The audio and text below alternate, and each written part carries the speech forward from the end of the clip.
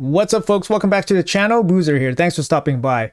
In today's video, we're going to go over the brand new revealed fusion. It's going to be a fragment fusion starting on May 5th. That's going to be a Monday.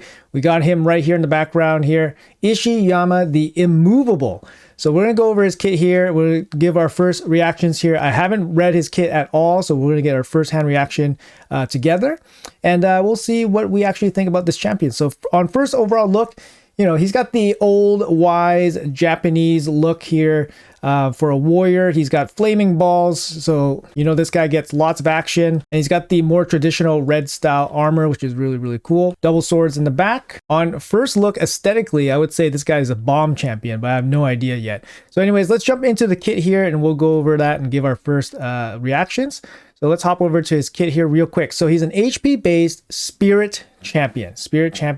Let's go over his A1 here. Burning Comet. Attacks one enemy 2 times, so a double hit. Each hit transfers a random debuff, so potentially up to 2 random debuffs. Looks like they require accuracy and all that. If this champion is under any debuffs, when attacked, he counterattacks with his A1. Now, that's not particularly super special because counterattacks are always A1s, but in this case, he can transfer debuffs much more consistently than somebody else because he has his own built-in counterattack. Now, there's lots of champions with this type of ability already. For example, Lysandra has an A1 that transfers all debuffs. Obviously, it's not a double hit. It doesn't have the counterattack bonus or anything like that.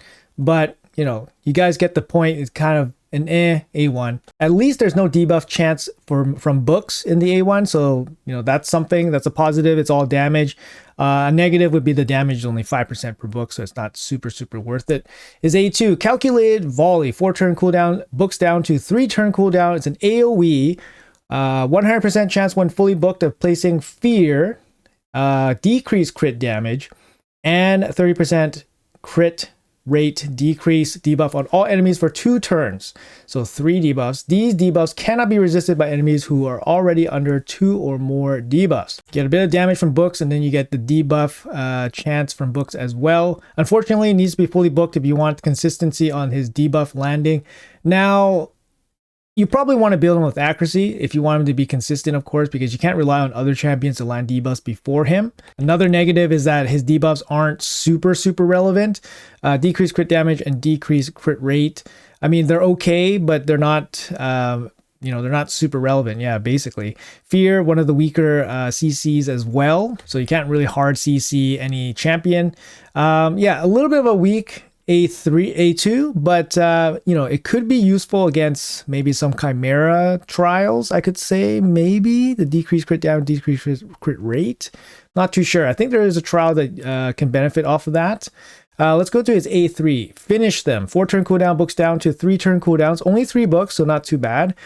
Single hit. Ignore 25% of that target's defense. So that's a pretty decent ignore defense. Will ignore 50% of the target's defense instead if he has 2 or more debuffs. Places a block damage buff on this champion for 2 turns if this attack kills an enemy. Now, 50% ignore defense is quite strong.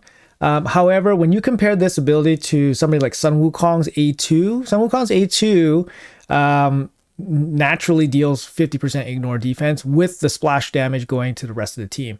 So this guy, he has a conditional 50% ignore defense, so that's already not as good. And then he places block damage on himself only when he kills somebody. So, you know, whereas Wukong splashes without condition, and he also has the sheep flexibility as well. And this ability doesn't require accuracy. So you're not, you know, you got one skill that requires accuracy, one skill that doesn't. Kind of a tough sell right now. Let's check out his passive. Maybe the passive saves the entire kit here. The Immovable passive. Whenever an enemy resists a debuff placed by this champion, the next debuff placed by this champion cannot be resisted. Each debuff placed by this champion increases their max HP by 3%, stacks up to 30%. Now, on first look, I'm definitely not blown away by this passive. Like I said, the debuffs that he places naturally are not super strong. And since he has a damage dealing kit, you probably don't want to build him out with accuracy so that he lands, you know, so that he can land these kind of weakish debuffs. So I would say you probably build him up, no accuracy at all, make sure he misses his debuffs, and then he can land his next debuff. The good thing about his passive is that there's no cooldown. No cooldown means that's just going to keep going off. So you definitely don't want to build this guy out with accuracy. And then he just constantly lands debuffs. But like I said, his debuffs that he lands aren't going to be super, super great. And they're on a 3-turn cooldown anyways. Second part of his passive, each debuff placed by this champion increases their max HP by 3% up to 30%. Now this is similar to Lysanthire's, where Lysanthire's was increasing defense based on the amount of buffs he has on himself. But you know, obviously your team can supply buffs to him. So this guy dropping debuffs himself, it's going to be very, very difficult. Like I said, the debuffs in his kit are on a 3-turn cooldown, and for him to have debuffs himself will require him to, you know, pretty much most of the time get hit. He is an HP based damage dealer, so he does have a little bit more survivability, but you definitely don't want to get hit as your damage dealer. So his best case scenario is probably against some kind of boss encounter where you can kind of have longer fights so you can get more value from his passive HP stacking. And then obviously you can, you know, get more value from his passive landing debuffs irresistibly. Again, with any kind of damage dealer, it's going to come down to playtesting his damage multipliers, whether he can actually hit. Like everything I'm saying right now about his kit being not great can be really good if he hits super hard. And the fact that he brings some irresistible debuffs can be pretty good. Obviously, some fear landing sometimes can be okay. And of course, 50%,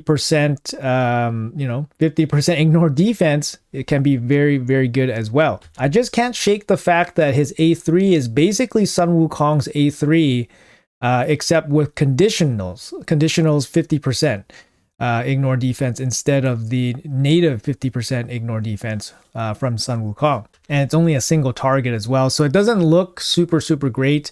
Maybe his A2 smacks super hard, but usually AoE attacks with debuffs on a damage dealer, usually the multipliers are pretty modest, so I wouldn't expect the A2 to smack that much, especially without ignore defense or anything like that. Forgot about his aura here, ally HP in all battles by 28%. Now 28% is not insane or anything. Usually we see them at 30% for legendaries, so 28% for a legendary champion screams very below average. I like that both of his abilities are on 3-turn cooldowns. That is pretty reasonable. You can cycle through them pretty quickly. He is a Shadowkin as well, so he kind of has some benefit with Lady Mikage.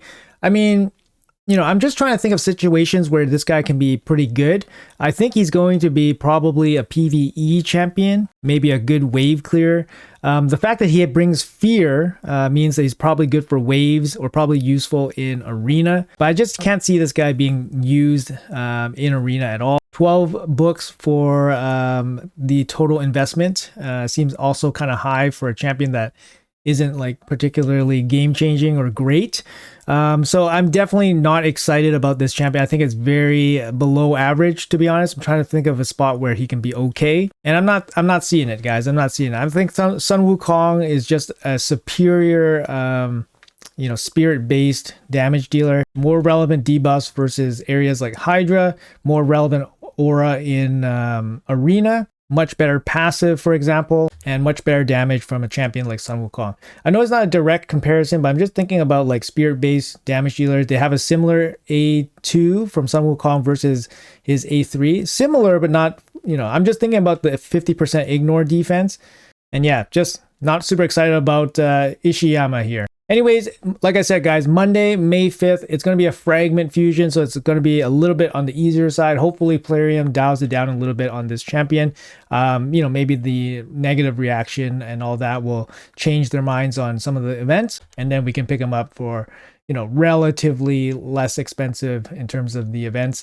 The other thing to consider is maybe Hard Faction Wars. Maybe Hard Faction Wars, brings some kind of content that this guy might be good in. That might be something that you guys could consider if you guys are going for him. Also, Shadowkin might be a faction that you guys aren't filled up for Faction Guardians, so he could definitely help there. But otherwise, yeah, his kit I'm not excited about. He's definitely going to be a vault champion for me unless I find a specific reason to use him for fears, or if there's a specific reason to use decreased crit damage or decreased crit rate. But anyways, guys, that's going to be it for the video. Let me know in the comments below what you guys think about Ishiyama the Immovable. Not so sure about the immovable part nowadays.